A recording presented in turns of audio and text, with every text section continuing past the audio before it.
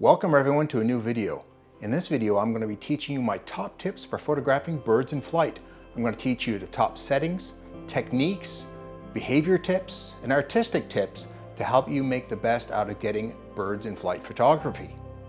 Because I really enjoy photographing birds in flight, I've taken lots of photographs in the past of flying birds. I've photographed slower flying birds that are easier to photograph, like the bigger birds like owls, herons, and geese. I've also photographed faster flying birds like ducks and birds of prey. Getting into the faster and more erratic flying birds like terns and sandpipers. And finally, the fastest animal on the planet, the peregrine falcon, in full dive at over 200 kilometers per hour.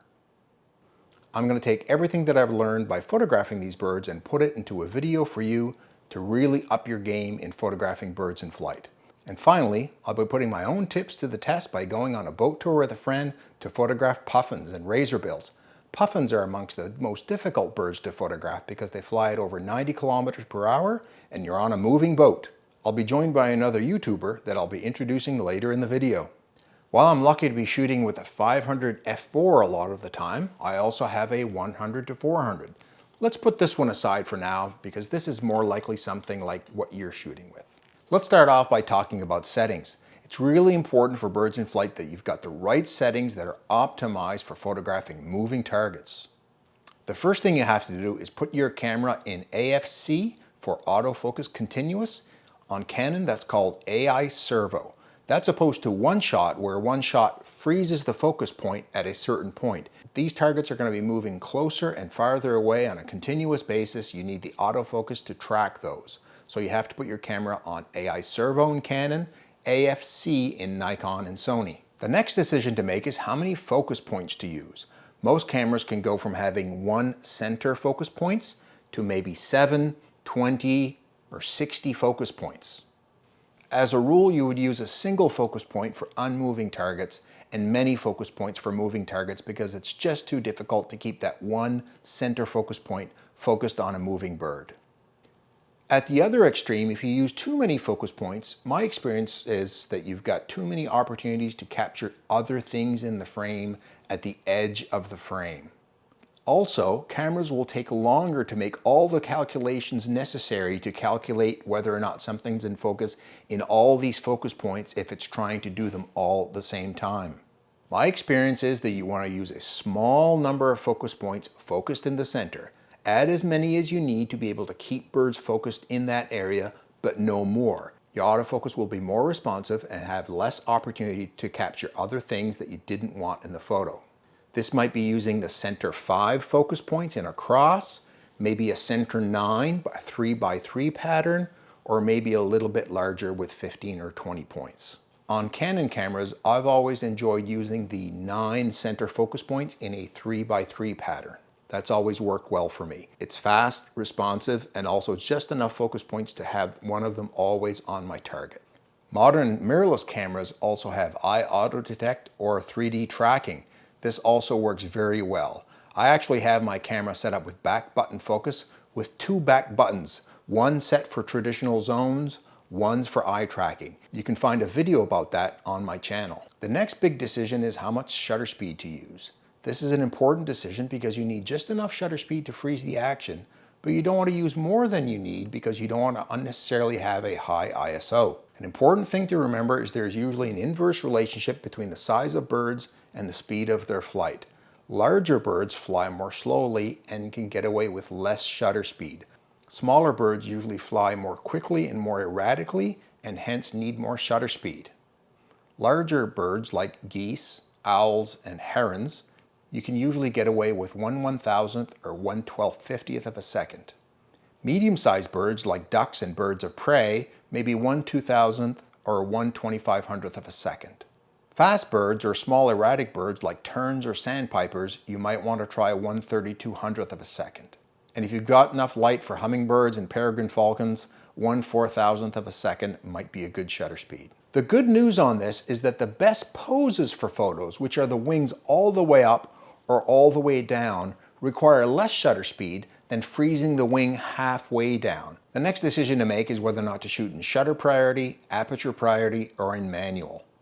I would say that both shutter priority and manual are both great options for shooting birds in flight, but that aperture priority is not. That's because in aperture priority, the camera is choosing the shutter speed for you, and there's no way for the camera to know how much shutter speed is needed to freeze your action. My personal favorite is to shoot in manual with auto ISO.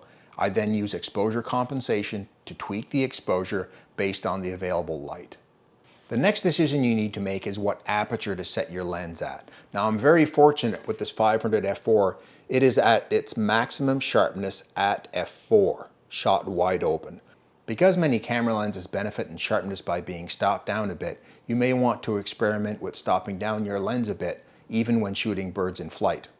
I have a whole video on maximizing the sharpness of your bird photos. You can check that out in my playlists. Another benefit of stopping down your lens a little bit is that there's a greater chance that the bird will be in focus. When shooting birds in flight, I advocate putting your camera in the mode that will allow the greatest number of shots per second. My R5 and my R6 will shoot 12 frames per second with a mechanical shutter. It sounds like this.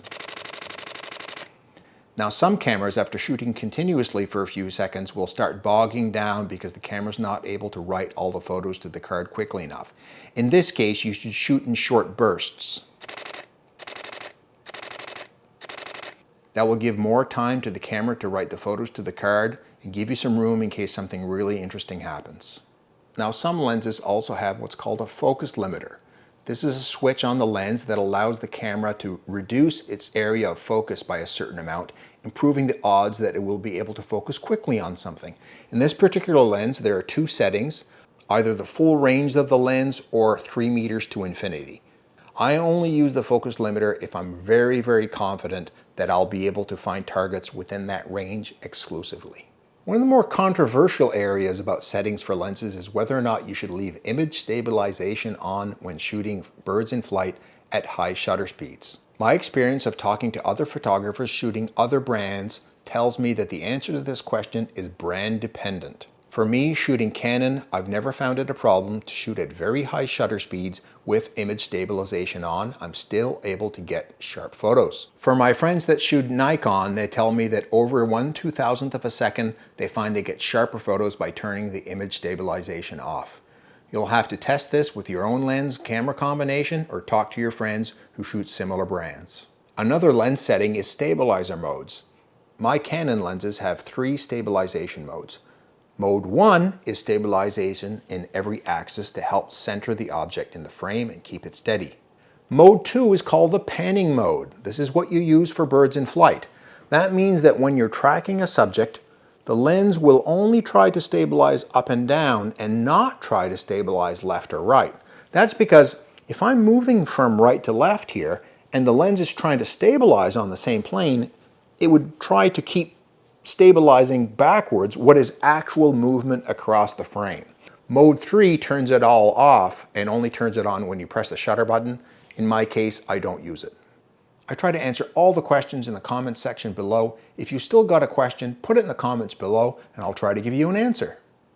Another setting that's available on many cameras with your autofocus modes is how quickly you want it to pick up on new subjects entering the frame of view, and how sticky do you want the autofocus system to be to that object. This would be too comprehensive to cover for all the different camera brands and all the available settings, but there's at least 2 available parameters that you want to consider. Number 1 is how quickly do you want it to pick up on a new subject entering the frame of view or entering in front of the focus points. In this photograph of a northern harrier passing behind some alders, I was lucky that the camera stuck to the bird. The next parameter is whether or not you want the camera to be very predictive of where the bird will be next. If the bird was photographed here, here, here, and here, do you want the focus point to jump to there for the next photo? My final tip on settings is to have those birds in flight settings for your walk around settings. That is, while you're walking around looking for targets, have your bird in flight settings ready. If something flies by or you flush a bird, you're ready to shoot after it. Okay. That's enough for settings. Let's talk about techniques out in the field. Number 1, you want to go into a location where the sun is at your back and your targets are well illuminated. You want a day with lots of sunlight so you can have lots of shutter speed without your ISO being too high. When you're picking a location to go shoot birds in flight, the cleaner the background and the farther away from the background your target is, the easier it will be for your camera to pick it up and not be focusing on the background. If your flying bird is right in front of brush or trees, it'll be very difficult for your camera to pick it out from the background. That being said, if the background is several hundred yards distant, it'll be much easier for your camera to pick up the bird rather than the background. My next tips are around panning technique. It's really important for you to have good technique as you pan to follow the birds.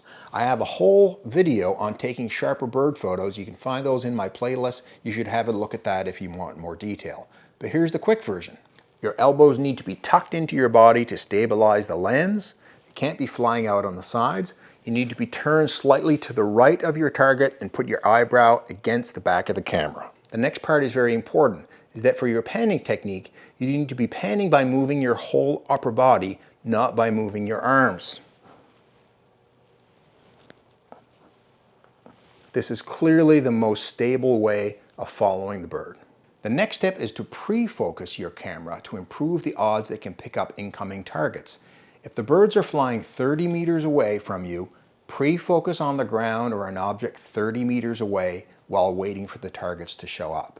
In this photo of a kingfisher that I wanted to get landing on a tree, I pre-focused on the tree so that I was close to where the bird would appear before focusing on the bird. Remember that when you're following birds with your panning technique, it's not good enough to have the bird anywhere in the frame of view. You really need to put the bird in the center of the frame or off to the right or left of the frame and follow it so that it stays in the same place within the field of view. That will give you better, sharper photos. Sometimes finding the bird quickly in the field of view can be a challenge. One tip for a big lens like this 500 f4 is that it has a hood with a little bit of a screw-in knob that I use to screw in the hood. You can use the knob as a sight by putting your eye above your camera, pointing the knob at your target, and then when you put it into the field of view, you have a much better chance that the bird is already in the viewfinder. Okay, let's move on to some behavior tips that'll help you really increase your keeper rate. Number one is that if you've got a bird that you think is ready to take off, frame the bird slightly downwind in your frame. That is, point the camera slightly upwind from their location. Birds, especially large birds, need the added lift of going into the wind, the same as airplanes, to take off and to land. So if you're photographing a goose in the water, you think it will take off, point slightly upwind from the bird. That way the bird will fly into your open frame. Following that tip about wind direction, put the wind at your back. That way birds that take off or fly into you or land will be doing it into your direction. You'll be photographing the fronts of the birds, making much better photos. Here are some examples of birds taking off or landing directly in my direction because I had the wind at my back.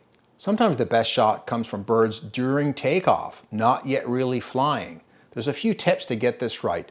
Number one, birds taking off flap their wings faster than when they're just flying by. So you need a little bit more shutter speed to freeze the wings at takeoff than you do rather than just gliding by. Also, there are signs that birds might be ready to take off that'll help you get ready and get your shutter speed up. That includes pooping right before taking off, especially large birds like owls and ospreys. And egrets and herons tend to be very jittery in the last few seconds right before they take off. Finally, let's talk about some artistic tips to make prettier photos. When photographing birds, whenever possible, I try to find areas where I'll have the land as the background rather than the blue sky. This is just personal preference. This is something you need to experiment with your own. Do you like the ocean behind your birds? Do you like the sky behind your birds? I personally find a land background has more colors, a little bit more dynamic. Now, this is not always easy to find. You need to find areas where the birds are flying fairly low to be able to get that dark land background. Another tip to take more artistic photos is to find eye level shots. This is a similar challenge to having the land as a background. You need to find low flying birds. When you're photographing flying birds, you don't always need to fill the frame with the bird. It's often nice to leave a little bit of room for composition and cropping around the bird. When you are cropping your photos, try to leave a little bit more room in front of the bird rather than behind the bird. That gives you the impression of having some room for the bird to fly into in the photo. Here I'll give you some examples of how to give that amount of room in cropping. In my experience, having the bird in the exact center of the frame is not always the prettiest way to compose your photo. One of the things I like to do when photographing flying birds is put them a little bit back in the frame. That way they have a little bit of more room to fly into. I find that if I put the bird in the center of the frame, they have a way of moving forward in the frame and eventually I'll lose them out of the front of the photo. Here's an example of me losing the bird moving forward in the frame.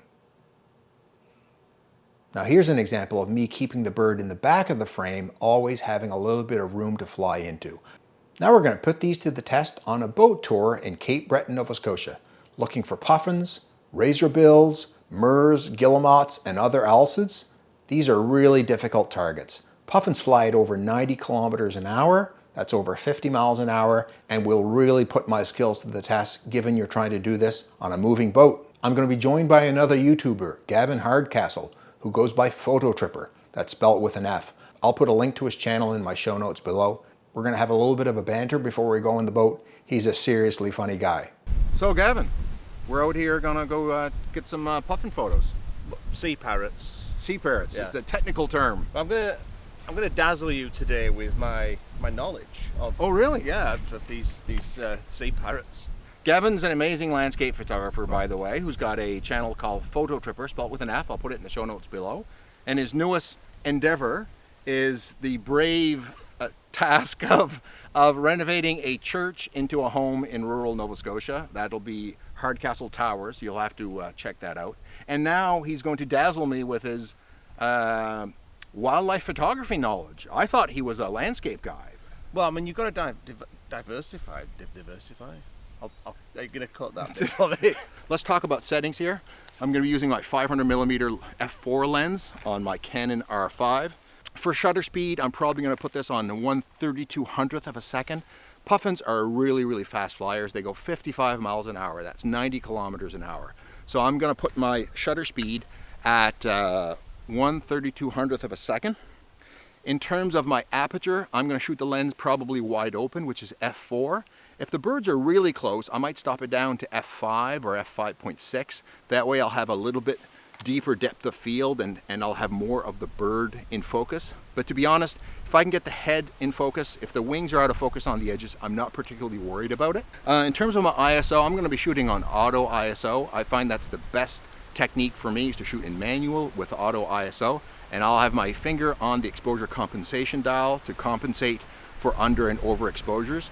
I've got my camera set on AI servo. That's AFC on Nikon and Sony in terms of continuous focus, so it tracks and the focus changes as the subject moves.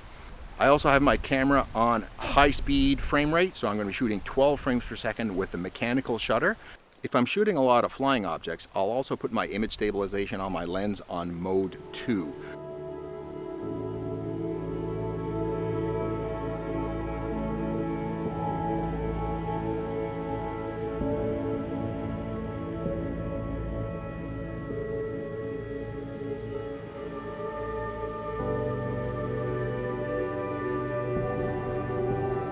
Here are some of the best keepers on my trip. I was able to get some puffins with some food in their mouth. I got some puffins with the islands behind the bird rather than the sky. I got some great razorbill shots. I find these razorbills are amongst the prettiest of these birds. And I got some black guillemot shots with a sand lance in its mouth, which really makes for a dramatic photo. I really appreciate the time you've given me to watch my video. If you like this type of content, please like and subscribe and hit the notification bell so you can see more videos. I've also got all kinds of other videos on my playlist on my channel about back button focus, taking sharper bird photos, and introduction to bird photography.